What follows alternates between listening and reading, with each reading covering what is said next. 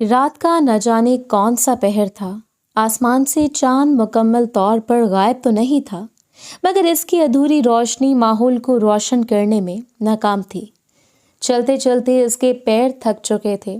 अब वो एक कदम भी बढ़ाती तो दर्द की एक शदीद लहर उठती थी, मगर वो सिसकी अपने लबों में ही दबा लेती। इसे ऊंची आवाज में रोने की आदत नहीं थी। सो हाइमा ने पीछे पलट कर देखा। लंबी सड़क रात की फैलती धुंध ने ढांप ली थी। इसे अंदाजा न हो सका कि वो कितनी दूर से पैदल चलती आ रही है। कांच सी नीली आंखों में आंसू उभरने लगे। थकावट से इसका वजूद अब टूट रहा था। एक कदम भी उठाना मुश्किल था। कहाँ जाऊं मैं रात के इस वक्त? या अल्लाह मेरी मदद कर, वो बेख्तियार सिसक कर बोली थी। स्याह चादर को इसने कस कर अपने गिर्द पेट लिया था। माहौल की ठंड बढ़ने लगी थी। सर्दी इसके वजूद को काट रही थी। लॉन का हल्का सा जोड़ा सर्दी को रोकने में नाकाम था, और ये पतली सी चादर तो कतई नाकाम। ये चादर इसकी माँ की थी। माँ का अक्स याद आते ही सुहाइमा की पलकें इस दफ़ा फिर भीगने लगीं। अचानक वो चौंकी। गली का मोड़ मुड़ते ही इसे दाएं जानिब एक बड़े से पार्क का दरवाज़ा नज़र आ रहा था। स्ट्रीट पोल्स की मध्यम रोशनी में खुले दरवाजे से अंदर रखी हुई बेंचें दिखाई दे रही थी। सुहाइमा का शिद्दत से जी चाहा कि वो कुछ देर बैठ जाए। एक खौफजदा निगाह इसने अपने पीछे डाली। वहां दूर तक कोई दिखाई नहीं दे रहा था। लगता नहीं था कि वो इसका पीछा करते हुए हवेली से बाहर निकले थे। लड़खड़ाते कदमों से चलते वो पार्क के अंदर दाखिल हुई। आधी रात के वक्त पार्क में कोई जीरू मौजूद नहीं था। इस 21 साला लड़की को एक पल के लिए भी खौफ महसूस हुआ। सुनी सुनाई जिनों और भूतों की सारी कहानियां जहन में गूंजने लगी तो एक फीकी सी मुस्कुराहट इसके लबों पर बिखर गई। जिनों और भूतों से ज्यादा तो इंसान खौफजदा कर देने वाले होते हैं। फिर भला मुझे किससे डर लग रहा है? दिल कुड़ा करती वो नीम अंधेरी में कदम रखती एक बेंच पर जाकर थके टूटे अंदाज में बैठ गई थी। 2 पट्टी चप्पल पैरों से उतार कर इसने पांव ऊपर किए। जा बजा जख्म बन गए थे। पता नहीं मेरे नसीब में और कितनी आजमाइश है। मैंने जो कुछ किया वो ठीक था या गलत? अब की बार आंसू बाकायदा तौर पर इसकी आंखों से बहने लगे थे। अचानक वो चौंकी। हल्की हल्की गुराहटों की आवाज इसके कानों में पड़ रही थी। हाइमा का दिल उछलकर हल्क में आ गया। वो भले बहादुर बन रही थी, मगर वो हरगिज बहादुर नहीं थी। एक झटके से उठते इसने दाएं बाएं निगाह दौड़ाई और इसके कदमों तले से गोया जमीन सरक गई। इससे कुछ ही फासले पर 2 कुत्ते गालबन इसकी मौजूदगी से डिस्टर्ब हुए थे और इस वक्त अपने दांत नकों से इस पर गुर्रा रहे थे। हाइमा को इनकी गोल गोल काली आंखों में एक अजीब सी वहशत नजर आई। ऐसी वहशत इसे सरमद अली की आंखों में भी नजर आती थी। वो झुरझुरी सी लेकर रह गई। बेख्तियार इसने 2 कदम पीछे बढ़ाए। कुत्तों की गुर्राहटें अब मजीद खौफनाक होती जा रही थीं।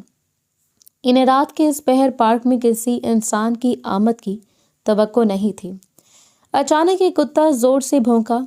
हाइमा का दिल उछलकर हलक में आ गया। एक हल्की सी चीख इसके लबों से निकली। वो बेख्तियार बेंच के ऊपर चढ़कर खड़ी हो गई थी।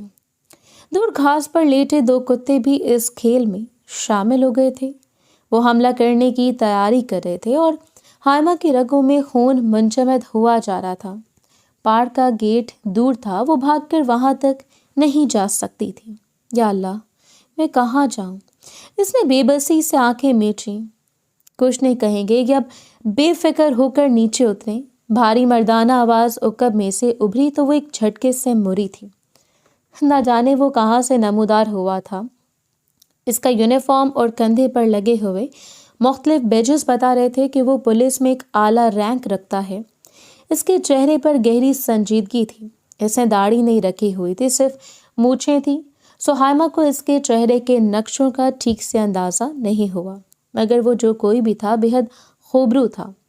और इस वक्त तो गोया वो इसका मसीह बनकर आया था। इस बेंच से नीचे उतरे और मेरे पीछे आ जाएं।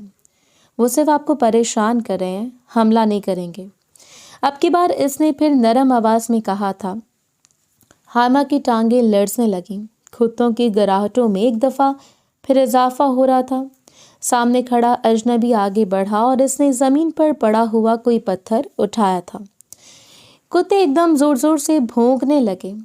एक दो ने आगे बढ़ने की कोशिश की तो हाइमा के लबों से एक चीख निकली, मगर इस यूनिफॉर्म वाले अजनबी ने बगैर एक कदम पीछे हटे कुत्तों के गौल को भगा दिया था। वो गुर्राते हुए पलटकर पार्क के खुले दरवाजे से बाहर निकल गए थे कि धड़कनें रुकने लगी थी। तो भाग गए थे, मगर अब ये इंसान कौन था? वो पुलिस वाला था और पुलिस वाले से इस वक्त मटभेल इसे किन मुसीबतों में गिरफ्तार करवा सकती थी, ये बात वो अच्छी तरह जानती थी। कौन है आप? और रात के इस पहर पार्क में आप क्या कर रही हैं? वॉक करने का शौक दिन के उजाले में पूरा नहीं हो सकता जो आप आधी रात को यहाँ मौजूद हैं। इसे पलटकर एक गहरी निगाह हाइमा के लिए रास्ते वजूद पर डाली थी। इसने घबराकर चादर से अपने चेहरे पर नकाब किया। मैं यहाँ से गुजर रही थी, बस थोड़ी देर यहाँ बैठ गई। इसे बस यही जवाब सुन सका। अजनबी के चेहरे पर एक मलामत थी। का तासुर बिखर गया। रात के 2 बज रहे हैं। 2 बजे आप पार्क से बाहर गुजार रही थी। मैं सच में अब इंसान ही है ना? क्योंकि कोई इंसान और ख़ास तौर पर लड़की रात के 2 बजे इन सुनसान सड़कों पर ऐसे नहीं गुजरती। वो 2 कदम चलता इसके करीब आया था। हाइमा ने घबरा कर ज़मीन पर रखा हुआ अपना जूता पहना। वो फरार के रास्ते ढूंढ रही थी। मैंने आपसे कुछ पूछा है, कौन है आप और यहाँ क्या कर रही हैं? अब की बार इसकी आवाज़ में सख्ती उतर आई थी। इसका दिल ज़ोर से धड़का। आप कौन हैं और क्यों मुझसे सवाल कर रहे हैं? आपको क्या लगे मैं रात के इस पहर कहाँ हूँ और कहाँ नहीं? मैं 21 साल की हूँ और जहाँ मेरा जी चाहे मैं वहाँ जा सकती हूँ। आप कौन होते हैं सवाल करने वाले? वो लड़खड़ाते लहजे में बोलती चली गई थी। निगाहों ही निगाहों से इसने अपने और पार्क के दरवाजे के दरमियानी फासला मापा। फरार होने में तो वैसे भी वो माहिर हो चुकी थी। अब एक दफ़ा और सही एक और शख्स को अपने पीछे लगा लेगी तो क्या फ़र्क पड़ जाएगा? मैं कौन हूँ ज़रा गौर से देखिए। देखने में तो आप पढ़ी लिखी लग रही हैं। शायद आपको मेरा नाम पढ़ा जाए और मेरा ओहदा भी सवाल करने का मैं रखता हूँ। वो कदम कदम चलता सामने आकर खड़ा हो गया था। हाइमा ने अपनी पलकें उठाईं। इसके चौड़े सीने पर एक तरफ इसका नाम लिखा हुआ था, मेरान शाह। रैंक बता रहा था कि वो डीएसपी है। इसकी उम्र 35 साल के करीब थी। सो हाइमा को इस पर रश्क आया। 35 साल की उम्र में वो अपनी मंजिलों को पा चुका था, जबकि वो भटकती फिर रही थी। मुझे बताइए, आप रात के इस पहर यहाँ क्या कर रही हैं? क्या कोई आपके पीछे लगा है?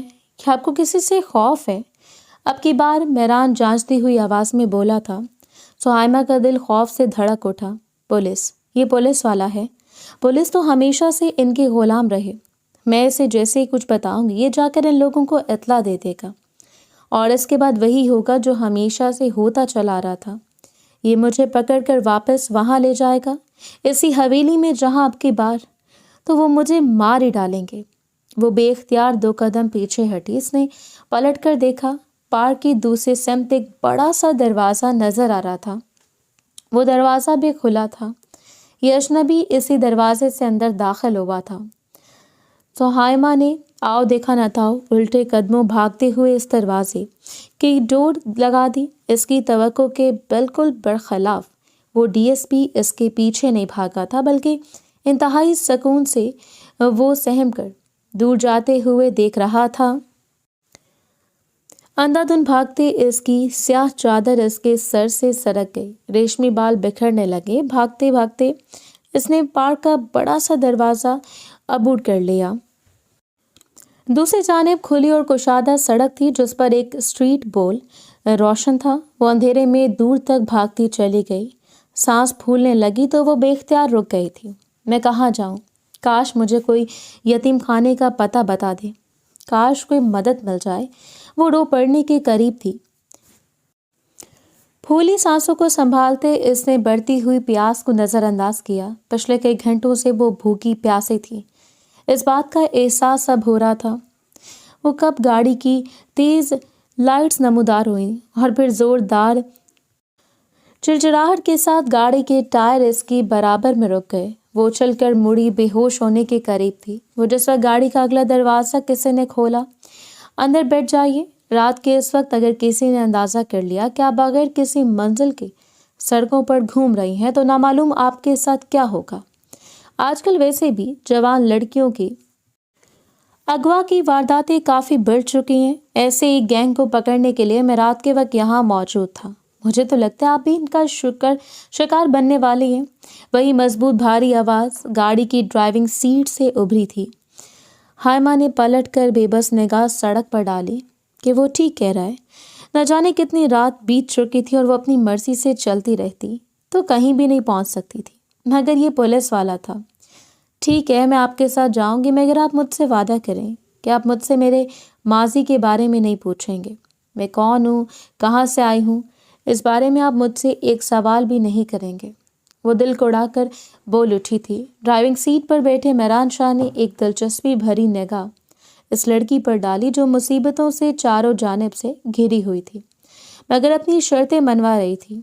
उसने कंधे उचका दिए, जैसे तुम्हारी मर्जी, अंदर आ जाओ वरना तैयार हो जाओ। कुत्तों के जिस खोल को मैंने भगाया था वो दूसरे सैम से दौड़ते हुए आ रहे हैं। बात अभी मेहरान के मुंह में थी जो वो तेजी से खुले दरवाजे से अंदर बैठ गई। मेहरान शाह के चेहरे पर एक अधूरी सी मुस्कुराहट बिखर गई। इसलिए लड़की कुछ अजीब लग रही थी और मुइम्मा इतना तो इसे अंदाजा हो गया था कि वो किसी से भाग रही है, शायद किसी घर से, लेकिन नॉर्मल घर से भागी हुई वो नहीं लगती थी। इसका हुलिया बता रहा था कि चादर पुरानी थी, कपड़े इससे भी पुराने, मगर दाएं हाथ की तीसरी उंगली में सोने की एक भारी अंगूठी चमक रही थी।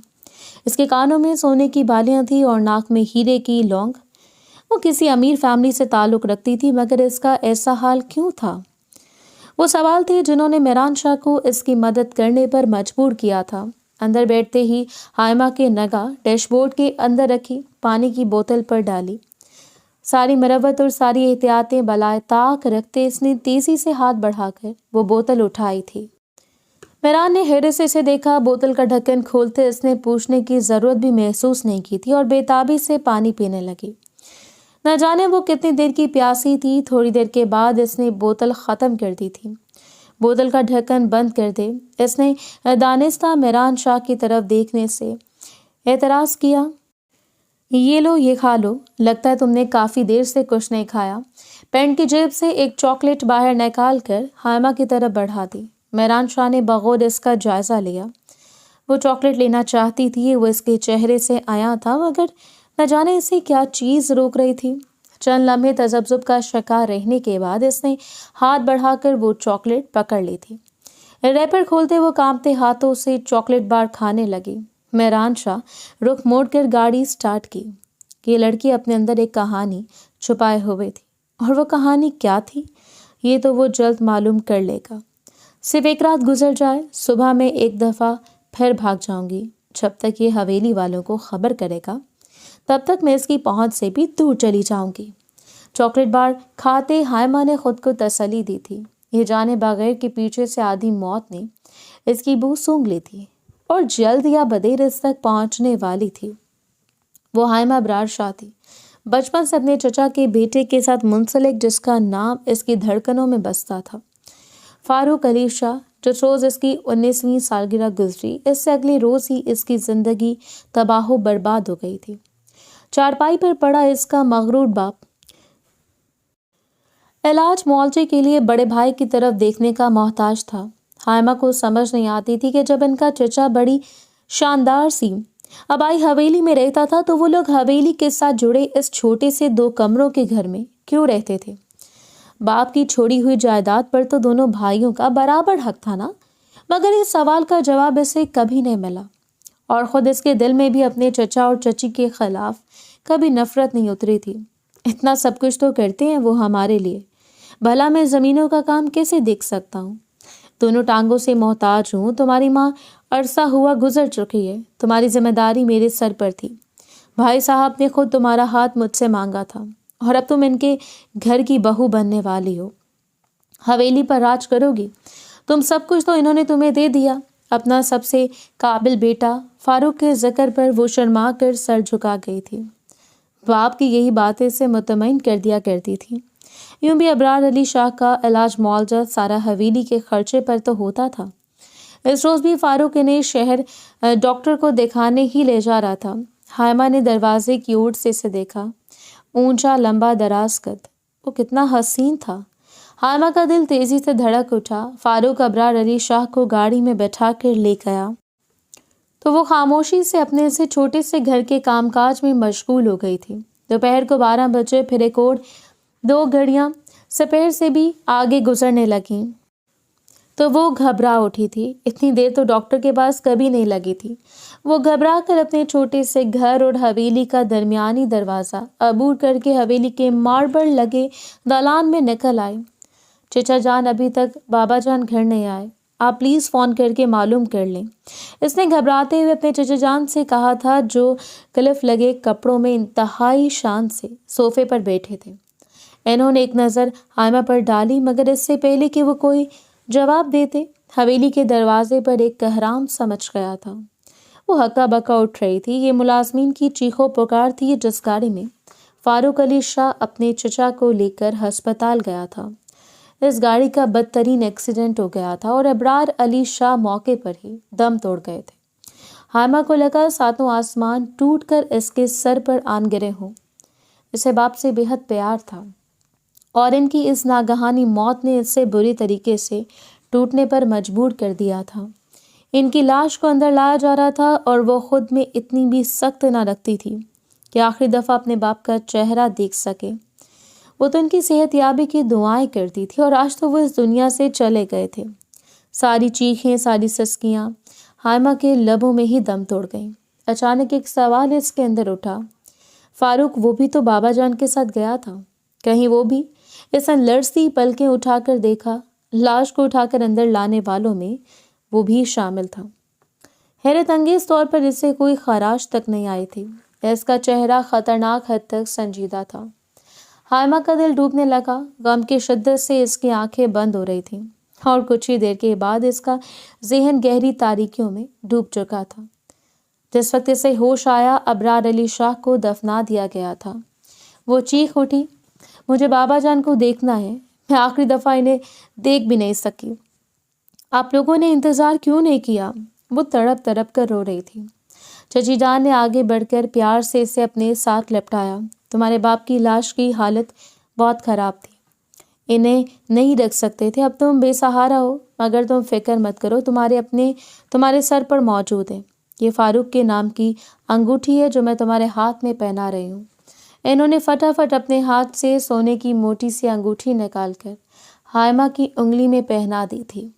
وہ ساکت رہ گئی۔ بے نام منگنی آج نام پا گئی تھی، مگر کن حالات میں، جب اس کا باپ اس دنیا میں نہیں رہا تھا۔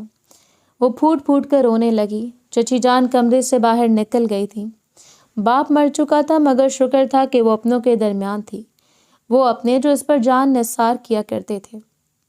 وہ یوں ہی سر لپیٹ کر کمرے میں پڑی رہتی، اپنے والدین کو یاد کر کے روتی رہتی۔ اسے انتظار تھا فاروق آئے گا، ایک دفعہ ہی صحیح، مگر آ کر وہ اسے تسلی تو دے گا۔ آتے جاتے وہ اس سے بات کر لیا کرتا تھا۔ اس کی نگاہوں میں حائمہ کو دیکھ کر ایک نرم سا تاثر تو جاگا ہی کرتا تھا۔ بھلے ان دونوں کے درمیان عہد و پیمان جیسی کوئی بات نہیں تھی، مگر ایک ہفتہ گزر گیا، وہ نہیں آیا۔ ملازمہ اس کا کھانا کمرے میں دے جاتی تھی۔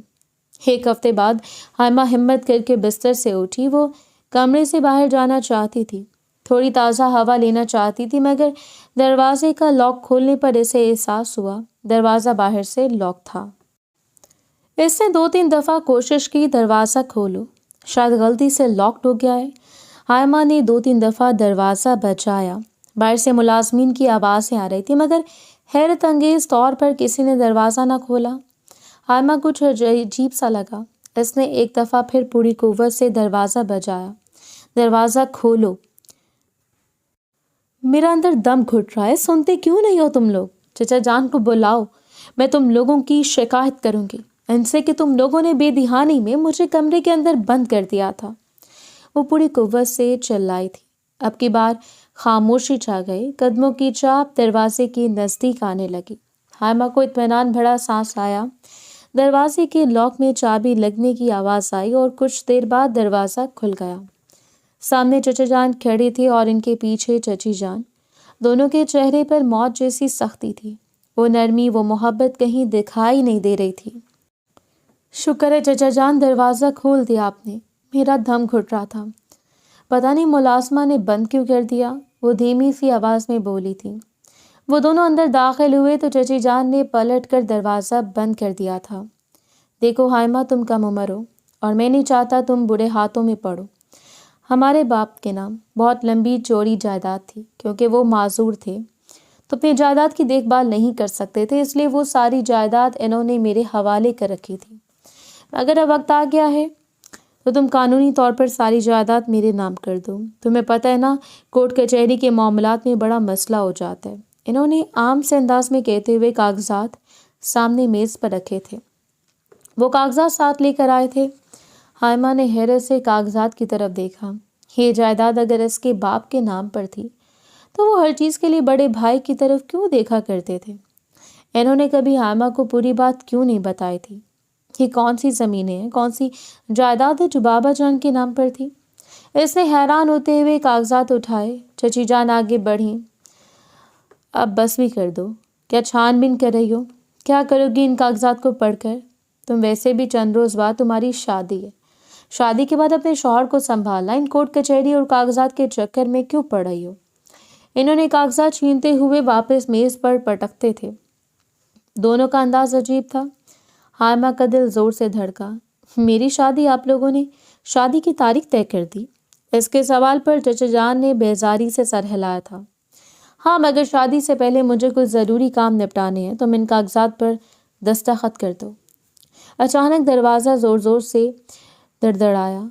जाने बाहर से यानी बातों की आवाज़ें आ रही थी। सुहाइमा समेत चचा जान और चची जान दोनों चौंके। सरमद आया। इसमें बता कर आई थी कि मैं हाइमा के कमरे में जा रही हूँ। चची जान ने प्यार भरे अंदाज में कहा। सरमद इनका छोटा बेटा था, ज़हनी तौर पर माजूर, कदकाठ और देखने में एक भरपूर जवान मर्द, मगर वो ज़हनी तौर पर सिर्फ एक 5 साला बच्चे जितना था। चची जान ने आगे बढ़कर दरवाज़ा खोला तो वो अंदर दाखिल हो गया। मेरी दुल्हन, मेरी दुल्हन, मैं इसे लेकर जाऊंगा। वो एकदम आगे बढ़कर हाइमा की कलाई थामने की कोशिश करने लगा। वो घबरा कर 2 कदम पीछे हटी। सरमद के होंठों से राल बह रही थी। इसके कपड़े साफ सुथरे ज़रूर थे, मगर इसके मुंह पर जा बजा खाना लगा था जो वो खा कर आया था। बिखरे हुए बाल और आंखों से टपकती अजीब सी वहशत। हाइमा का दिल बुरी तरह से घबराया। मेरा हाथ छोड़ो। ये क्या कह रहे थे? चची जान, ऐसे हमेशा से सरमद से खौफ आता था। चची जान ने एक नफरत भरी निगाह हाइमा पर डाली। इतने गुस्से से क्यों मेरे बेटे को देख रही हो? सही कह रहा है, वो तुम्हारी शादी हम फारूक के बजाय सरमद से कर रहे हैं। फारूक पढ़ा लिखा जवान आदमी है और इसे अभी बहुत से काम काज करने, और तुम लावारिस होकर यहाँ हमारे सर पर पड़ी हो। तुम्हें इसके पल्ले बांध देंगे तो वो किसी काम का नहीं रहेगा। और वैसे भी सरमद को एक प्यार करने वाली बीवी की ज़रूरत है। ये बिल्कुल ठीक हो जाएगा। डॉक्टर ने कहा है शादी के बाद इसका दिमागी तवाज़ुन बदल जाएगा। अब तुम जल्दी से इन कागजात पर दस्तखत करो और दोबारा दरवाज़ा मत बजाना। ख्वामख्वाह हंगामा मचाए रखती हो। चची जान ने सरमद को पचकारते हुए इसके सर पर आसमान तोड़ा था। हाइमा को यूँ लगा जैसे इसकी दुनिया ही उलट गई हो। इसने बेयकीनी से चचा जान के चेहरे पर निगाह डाली। साफ लग रहा था कि वो भी इस साजिश में बराबर के शरीक थे। ये नहीं हो सकता, मैं फारूक की मंगेतर हूँ। आपने खुद मेरे हाथ में इसकी अंगूठी पहनाई थी। वो रूहान सी होकर 2 कदम पीछे हटी थी। चची जान ने नफरत से इसे देखा। ये अंगूठी सरमद के नाम की है। फारूक तो तुम्हारी तरफ देखना भी नहीं चाहता। भला इससे क्या पड़ी है अपनी गरीब लावारिस कज़न के साथ शादी करने की?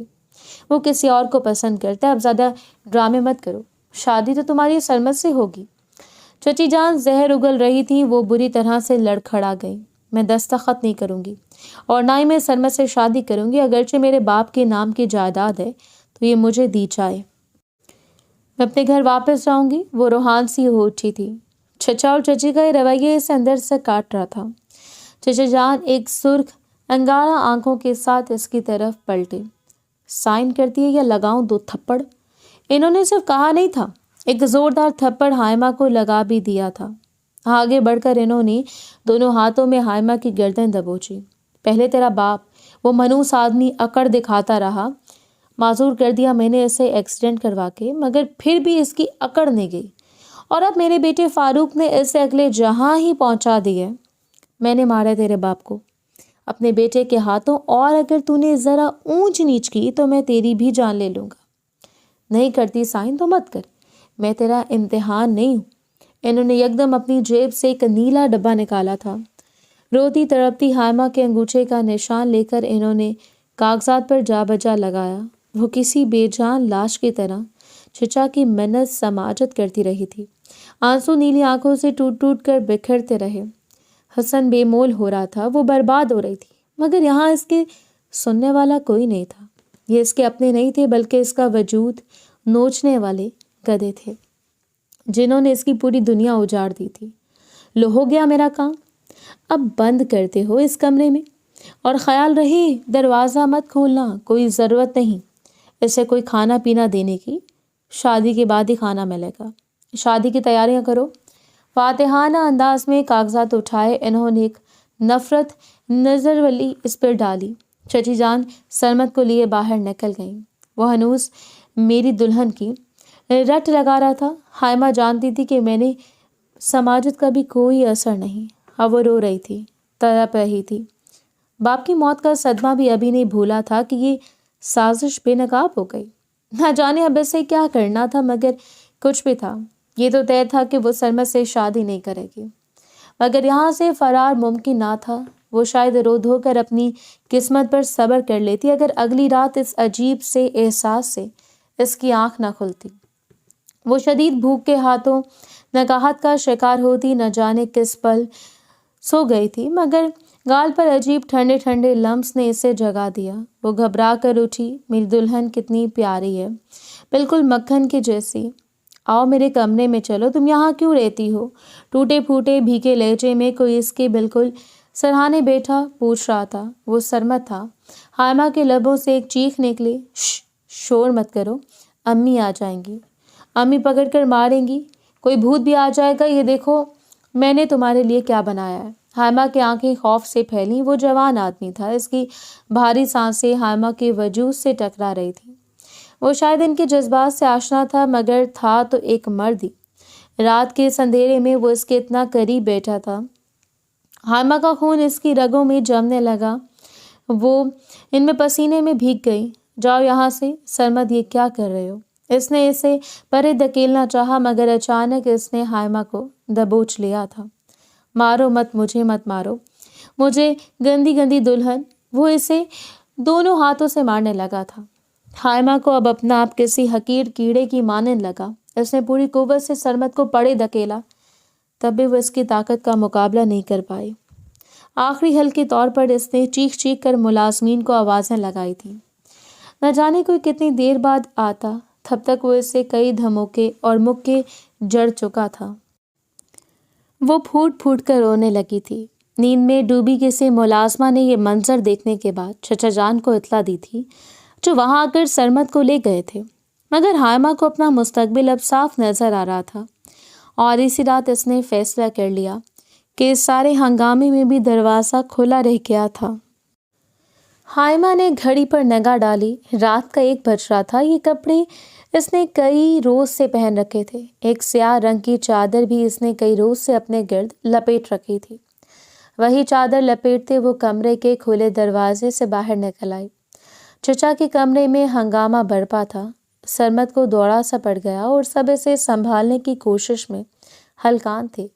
کسی کا دھیان ہائمہ کی طرف نہ تھا۔ موقع اچھا تھا، وہ آنسو بھری آنکھوں کو رگڑتے اندھا دھند بھاگتے حویلی کے پچھلے حصے سے باہر نکل آئی تھی۔ اسے پتا تھا جلدی یا بدیر ان سب کو اس کے فرار کا علم تو ہو جائے گا، اور وہ تب تک یہاں سے نکل جانا چاہتی تھی۔ وہ اسے آزاد نہیں چھوڑیں گے، اتنا تو وہ بھی جانتی تھی۔ وہ پڑھی لکھی تھی، کالج کی تعلیم حاصل کر رکھی تھی۔ وہ کہیں پر بھی اپنی جائیداد کے حق کے لیے دعویٰ دائر کر سکتی تھی، مگر اس غیر دشمن انتہائی طاقتور لوگ تھے۔ وہ اپنے دشمنوں کو زندہ نہیں چھوڑتے تھے اور وہ تب تک سکون سے نہیں بیٹھنے والے تھے جب تک وہ ہائمہ کو ختم نہ کر دیتے۔ گاڑی ایک جھٹکے سے رکی تو ہائمہ نے چونک کر آنکھیں کھولی۔ نہ جانے کس پل اس کی آنکھ لگ گئی تھی۔ یہ میرا گھر ہے، نیچے آ جاؤ، تم یہاں محفوظ رہو گی، وہ اطمینان سے کہتا ہوا اپنی گاڑی کا دروازہ کھول کر نیچے اترا تھا۔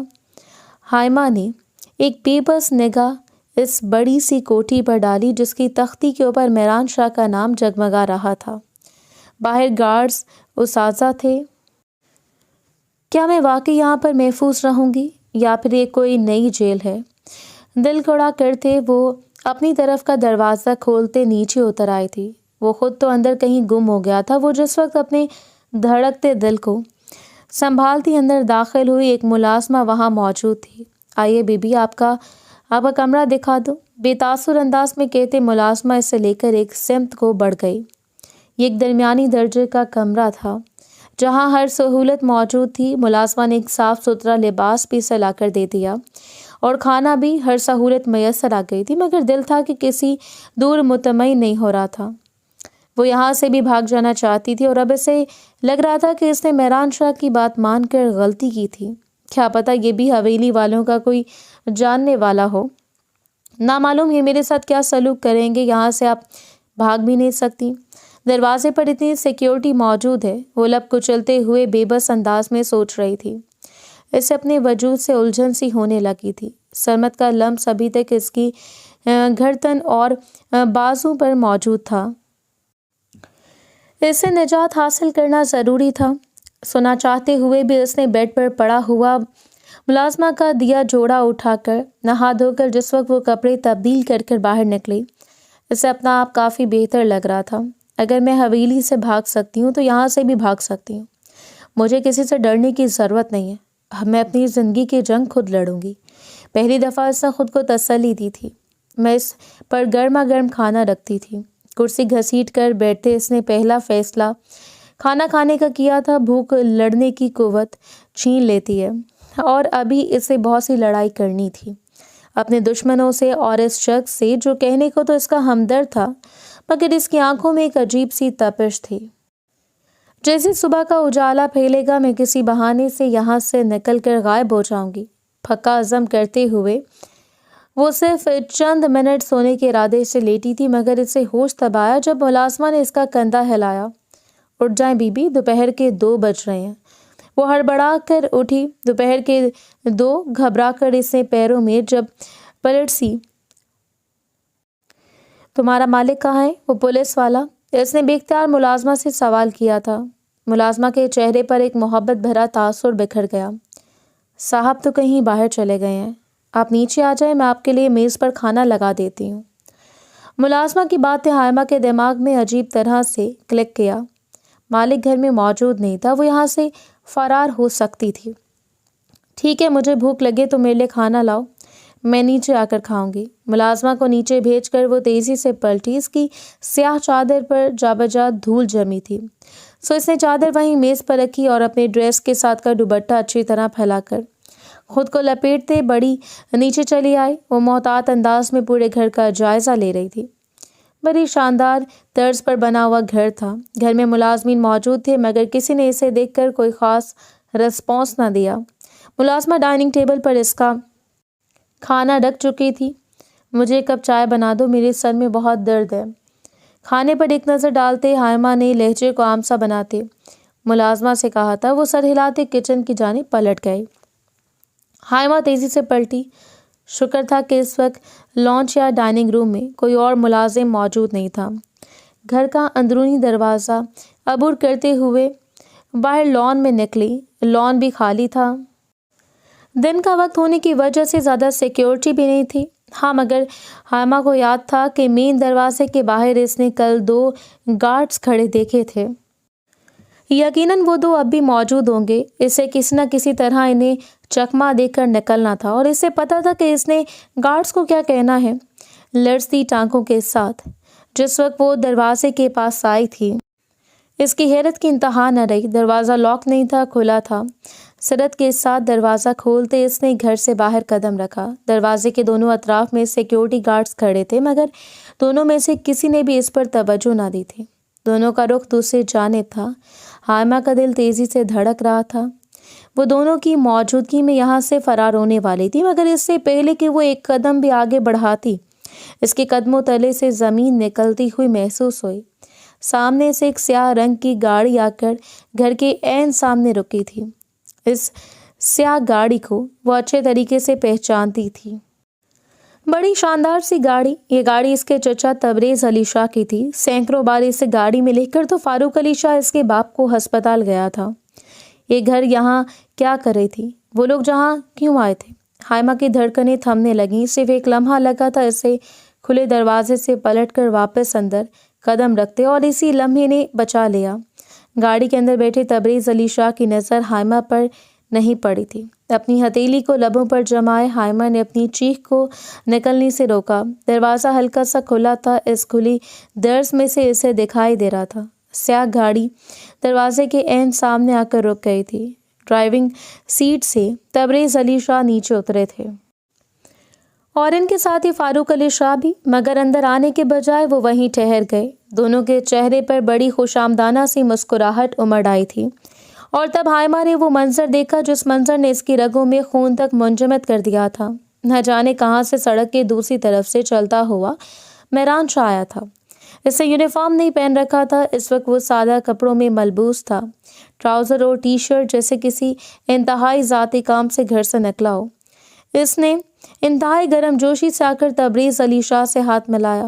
کہاں ہوتے ہیں آپ ڈی ایس پی صاحب؟ کئی بار آپ کو فون کیا مگر آپ فون ہی نہیں اٹھاتے۔ ایک انتہائی اہم کام تھا، آپ سے تصویر تو میں نے آپ کو رات میں ہی بھیج دی تھی، لگتا ہے ابھی تک کوئی کامیابی نہیں ملی۔ یہ تبریز علی شاہ کی آواز تھی۔ ہائمہ نے بے بسی سے اپنی آنکھیں میچ لیں۔ وہ خود موت کے پھندے میں چل کر آپ پھنسی تھی۔ یہ انہی کا آدمی تھا۔ مہران نے یقیناً جان بوجھ کر رات سے لفٹ دی تھی۔ تبریز علی شاہ ہائمہ کی تلاش کی بات کر رہے تھے۔ یہ بات 100% کنفرم تھی۔ میری ٹیم پوری کوشش کر رہی ہے، فی الحال ہمیں اس لڑکی کا کچھ پتہ نہیں چلا۔ جیسے پتہ چلے گا میں خود آپ تک اطلاع بھجوا دوں گا۔ اب یہاں تک آ گئے ہیں تو اندر آ جائیے۔ ویسے اس وقت مجھے ایک ضروری کام سے جانا ہے، اگر ہم پھر کبھی ملاقات کر لیں تو کچھ بہتر ہوگا۔ مہران شاہ نے سنجیدہ آواز میں جواب دیا تھا۔ ہائمہ کو اپنا آپ زمین میں گڑتا ہوا محسوس ہوا۔ نہ جانے کس طرح وہ اپنی بے جان لاش کو دھکیلتی گھر کے اندر آئی تھی۔ ملازمہ نے اسے دیکھ کر چائے کا کپ میز پر رکھا تھا، مگر وہ کسی چیز کو نہیں دیکھ رہی تھی۔ دھندلائی ہوئی آنکھوں سے اپنے رات والے کمرے کا تعین کرتے وہ بامشکل اندر آئی تھی۔ کمرے کے دروازے کو لاک کرتے اس نے دونوں ہاتھوں میں اپنے سر کو تھام لیا۔ یا اللہ، یہ میں نے کیا کیا؟ اب میں پھر سے انہی لوگوں کے چنگل میں پھنس گئی ہوں۔ اس بار تو چچا جان میرا نہ جانے کیا حشر کریں گے۔ میں نے جس شخص کو اپنا وسیلہ سمجھا وہی میرا دشمن نکلا۔ وہ پھوٹ پھوٹ کر رونے لگی تھی۔ اسے نہیں پتا تھا کب کون کس وقت اندر آ کر اسے پکڑ لے گا۔ اس کی دھڑکنیں منتظر رہیں۔ کان باہر سے آنے والی ہر آہٹ پر جمے تھے، مگر کوئی نہیں آیا۔ گھڑیاں گزرتی رہیں، باہر ہلکی پھلکی آوازیں گونجتی رہیں، مگر کوئی شور شرابہ نہ ہوا۔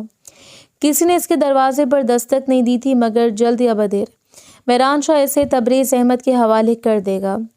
یقیناً کسی بڑی رقم کی لالچ ہوگی اسے، یا کوئی بڑی جائیداد ہتھیانا چاہتا ہوگا، اس لیے مجھے شکار کے طور پر استعمال کرنا چاہتا ہے۔ ہائمہ نے بے بسی سے آنکھیں میچیں۔ دماغ سن سا ہو رہا تھا۔ ٹھنڈے فرش سے اٹھ کر اس وقت وہ بیڈ پر جا کر لیٹی، اسے کچھ پتہ نہ تھا۔ وہ گزرتا رہا، شاید رات کی ابتدائی گھڑیاں تھیں جس وقت کمرے کا دروازہ کھولا۔ ہلکی سی دستک دے کر کوئی اندر داخل ہوا۔ وہ گھبرا کر اپنی جگہ سے اٹھ کھڑی ہوئی۔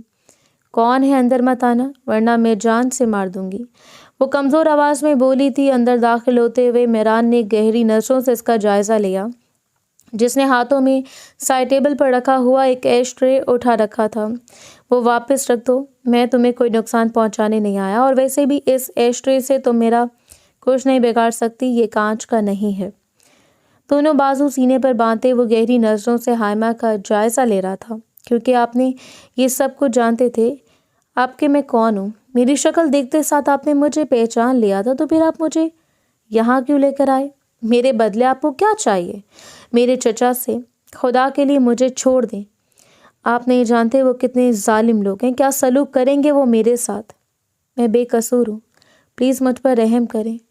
وہ یکم پھوٹ پھوٹ کر رونے لگی۔ میران شاہ خاموشی سے اسے چند لمحے تک دیکھتا رہا۔ جانتا ہوں تم بے قصور ہو، اور یہ بھی جانتا ہوں کہ تمہارا چچا تمہیں جان سے مار دے گا، بلکہ شاید وہ تمہارے ساتھ اس سے بھی برا سلوک کرے۔ اس سے بچنے کا صرف ایک ہی راستہ ہے تمہارے پاس، جیسا میں کہتا ہوں ویسا کرو۔ میران شاہ کی آواز پر حائمہ نے نظر اٹھائی۔ وہ اپنی بات مکمل کر چکا تھا اور پھر کمرے میں رکا نہیں۔ وہ پلٹ کر کمرے سے نکلتا چلا گیا۔ وہ یوں ہی پتھر کا بت بنی اس کی بات پر غور کرتی رہی۔ کچھ دیر بعد وہ اندر داخل ہوا تو اس کے ہاتھ میں ایک دستاویزات تھی اور ساتھ میں کچھ افراد۔ سائن کرو، یہ ہمارا نکاح نامہ ہے، اگر تمہیں خود کو بچانا ہے تو وہی کرو جیسا میں کہتا ہوں۔ ایک دفعہ پھر کمرے میں بھاری آواز گونجی تھی۔ حائمہ کا دل کسی نے مٹھی میں لے کر مسل دیا۔ خدا کے لیے نہیں، یہ سب کچھ نہیں کرو، مجھے اپنی کسی کھیل میں شامل مت کریں۔ وہ ایک دفعہ پھر گڑ گڑائی تھی۔ میران شاہ نے گہری سانس لی۔ میرے پاس زیادہ وقت نہیں ہے اور میں یہ سب فضول کے رونے دھونے کو پسند نہیں کرتا۔ سائن کرو ورنہ میں زبردستی بھی کروا سکتا ہوں۔ اس کی دو ٹوک آواز نے حائمہ کا دل بری طرح سے توڑ ڈالا تھا۔ نہ چاہتے ہوئے بھی اس نے میز پر رکھا ہوا پین اٹھایا اور کپ کپاتے ہاتھوں سے ہر اس جگہ سائن کر دیے جہاں اس کے ساتائے مولوی نے انگلی رکھی تھی۔ اس کی دنیا پل بھر میں زیرو سے زبر ہو چکی تھی۔ وہ مسیحا جس پر اس نے بھروسہ کیا تھا اب اس کی دنیا الٹنے کو تیار تھا۔ وہ ایک مصیبت سے بچ کر بھاگی تھی اور اب اس نے کئی مصیبتیں محل لے لی تھیں۔ ایک انجان شخص سے نکاح کر لیا تھا۔ اس نے آخری سائن کرتے حائمہ کی آنکھوں سے آخری آنسو ٹپکا۔ کمرہ دیگر افراد سے خالی ہوا تو میران شاہ نے دروازہ لاک کیا۔ تو آپ کیا کریں گے میرے ساتھ؟ کل رات مجھے وہیں مار دیتے تو اس سب ذلت سے تو نہ گزرنا پڑتا، اور ویسے بھی جو کچھ آپ کرنا چاہتے ہیں اس کے لیے نکاح کی کیا ضرورت تھی؟ وہ تلخ آواز میں بولی تھی۔ میران شاہ نے اس کے پاس آتے آہستگی سے اس کے گرد اپنے بازو لپیٹے۔ حائمہ کا دل چاہا وہ خود کشی کر لے۔ بے بسی سے آنکھیں میچتے اس نے میران شاہ کے مضبوط لمس کو اپنے گرد محسوس کیا تھا۔ وہ کچھ نہیں بولا تھا، شاید وہ زیادہ بولنے کا عادی نہیں تھا، عمل کرنے کا عادی تھا، اور جو کچھ وہ چاہتا تھا اس نے کر لیا تھا۔ حائمہ کی حیثیت وہاں پر ایک کٹ پتلی جیسی تھی جس کے اختیار میں کچھ نہیں تھا۔ اب وہ صرف ایک اور موقع کے انتظار میں تھی، ایک موقع اور اب وہ اپنی جان لے لے گی۔ اب اسے ایسی زندگی میں کوئی دلچسپی نہیں تھی جس میں نہ تو اس کی عزت سلامت تھی اور نہ ہی کوئی خوشی۔ اس نے بھاگنے کی ہر ممکن کوشش کر لی تھی مگر وہ اپنی تقدیر سے فرار حاصل نہیں کر سکتی تھی۔ اس کی سب سے بڑی ہار تھی۔ رات دھیرے دھیرے گزرتی رہی۔ حائمہ کی دبی دبی سسکیاں اس کی خاموش آہوں میں بدل گئیں، مگر اندھیرا جس وقت نلگوں اجالے میں بدلا وہ ہنوز جاگ رہی تھی۔ نیند اس کی آنکھوں سے کوسوں دور تھی۔ ہلکا سا رخ موڑ کر اس نے میران شاہ کی طرف دیکھا۔ وہ بے خبر سو رہا تھا۔ میز پر دھرا اس کا موبائل دھیرے دھیرے بج رہا تھا۔ نہ جانے حائمہ کو کیا ہوا، اس نے آہستگی سے اٹھ کر سائڈ ٹیبل پر پڑا موبائل اٹھایا۔ اوپر کسی انجانے نمبر سے میسج آئے ہوئے تھے۔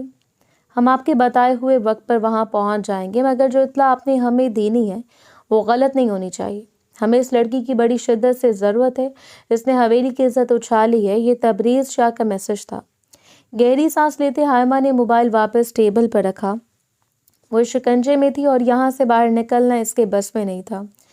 وہ صرف دعا ہی کر سکتی تھی۔ سو آہستگی سے واش روم میں قید ہو گئی۔ فجر کی اذان بلند ہو رہی تھی۔ جائے نماز بچھا کر وہ کتنی دیر تک دعا مانگتی رہی۔ آنسو بے آواز اس کی آنکھوں سے لڑکتے رہے۔ اس نے اپنا سب کچھ کھو دیا تھا اور اب پانے کے لیے اس کے پاس کچھ نہیں تھا۔ جس آزاد زندگی کی اس نے خواہش کی تھی وہ تو منو مٹی تلے جا سوئی تھی۔ وہ اپنے باپ کے قاتلوں کا کچھ بگاڑ نہ سکی اور نہ ہی خود کو ان سے بچا پائی تھی۔ موبائل پر الارم بجنا شروع ہوا تو میران شاہ نے اپنی آنکھیں کھولی۔ وہ جائے نماز پر بیٹھی تھی، خاموش، ساکت، سر جھکائے۔ وہ گہری نظروں سے اس کا جائزہ لیتا رہا اور پھر خاموشی سے اٹھ کر واش روم میں بند ہو گیا۔ یہ اس کا بیڈ روم نہیں تھا۔ اس کے لیے فریش ہو کر وہ صرف ٹراؤزر میں ملبوس باہر نکلا۔ ملازمہ دروازے پر دستک دے رہی تھی۔ میران شاہ نے دروازہ کھولا تو ملازمہ نے اپنی نظریں چڑھائیں۔ صاحب آپ کی چائے، آپ نے آج صبح صبح جگانے کا کہا تھا۔ میران شاہ نے اپنی چائے لے لی۔ حائمہ کے لیے بھی ناشتہ بناؤ، اگر وہ سونا چاہتی ہے تو اسے ڈسٹرب مت کرنا، اور میرے کمرے سے میرے کپڑے لا دو، وہ دو ٹوک انداز میں بولا تھا۔ اس کے چہرے پر عجیب سی الجھن پھیلی ہوئی تھی۔ حائمہ نے گہری سانس لی۔ وہ لوگ میرے باپ کے قاتل ہیں، انہوں نے پہلے انہیں معذور کیا اور پھر انہیں مار ڈالا۔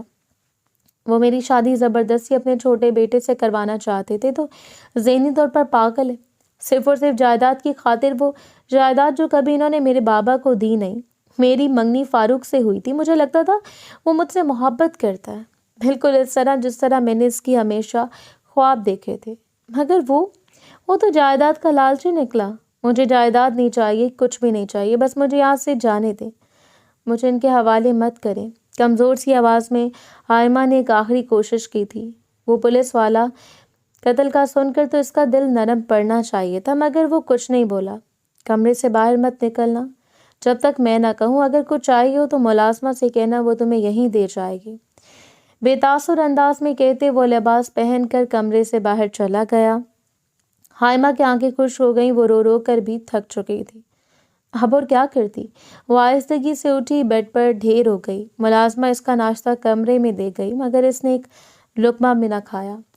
کمرے میں ایسی بھی کوئی چیز نہیں تھی جس سے وہ خودکشی کی کوشش کرتی۔ نہ جانے کتنی دیر گزری، 1 گھنٹہ، 2 گھنٹے، باہر نیلگوں اجالا سفید اجالے دن میں بدل گیا، اور تبھی اچانک وہ، چونکہ پلیٹ میں کھانا رکھا تھا، پلیٹ کانچ کی تھی، وہ اس کانچ کے ٹکڑوں سے تو اپنی زندگی کا خاتمہ کر ہی سکتی تھی۔ اس خیال کے آتے وہ چونک کر اٹھی۔ ملازمہ اس کے لیے ناشتہ بنا کر لائی تھی، پراٹھا، انڈا، بریڈ، جیم، ہر چیز موجود تھی۔ کپکپاتے ہاتھوں سے حائمہ نے پلیٹ میں موجود انڈا ٹرے کے اندر رکھا۔ پلیٹ خالی ہو گئی۔ کانچ کی بھاری پلیٹ، حائمہ نے پلیٹ زور سے فرش پر پھینکی۔ چھناکے کی زوردار آواز کے ساتھ کانچ زمین پر بکھر گیا، کانچ کے کچھ بڑے ٹکڑے، کچھ چھوٹے۔ حائمہ نے کپکپاتے ہاتھوں سے ایک بڑا ٹکڑا اپنے ہاتھ میں لیا۔ حرام موت مرنے کا اس نے کبھی نہیں سوچا تھا، مگر حرام زندگی جینے کا بھی اس نے کبھی نہیں سوچا تھا۔ یہ فیصلے کی گھڑی تھی۔ بایاں ہاتھ آگے کر کے حائمہ نے آنکھیں میچیں۔ دائیں ہاتھ کی کاٹ کے ٹکڑے سے وہ اپنی نس کاٹ لینا چاہتی تھی۔ آنکھیں میچتے اس نے پوری قوت سے کانچ دائیں بازو پر رکھا، مگر اس سے پہلے کہ وہ دباؤ بڑھاتی، اچانک دروازہ کھولا۔ بی بی صاحب آپ کو نیچے بلا رہے ہیں، کچھ مہمان آئے ہیں، شاید آپ کے رشتے دار۔ کانچ حائمہ کے ہاتھ سے چھوٹ کر نیچے جا گرا۔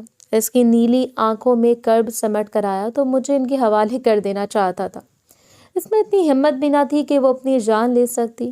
حائمہ کا دل چاہا کہ اپنی بے بسی پر وہ پھوٹ پھوٹ کر روئے۔ وہ کسی کام کی نہیں تھی، نہ گھر سے بھاگ سکی ٹھیک طرح سے، اور نہ ہی خود کو بچا سکی، اور اب تو اپنی جان بھی نہیں لے سکتی تھی۔